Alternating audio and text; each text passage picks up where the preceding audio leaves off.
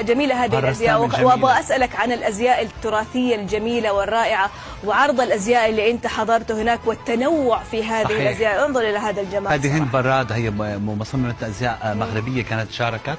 كان برضه في يولاند من حي مازن. طبعا هي يولاند هي شركة أزياء، هذا مازن الموجود معنا من عمان، برضه مصممين أزياء يولاند شاركوا طبعا من هذا البلد. يعني هذا أسبوع الأزياء لأول مرة يقام في تركمانستان.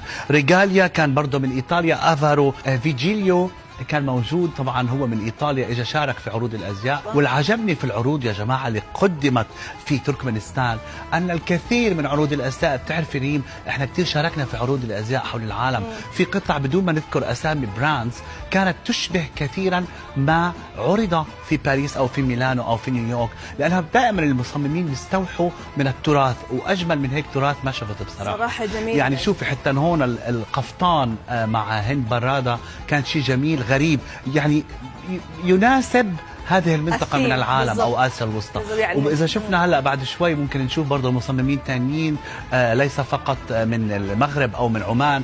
هنا برضه طبعا هاي هند وهي بتحييهم. هنا ميراث، هي شركة، هي مصممة أزياء تركمانستانية أو تركمانية. شوفي هذا الجمال ريم، عن جميل. يعني الزي التقليدي بلمسات عصرية.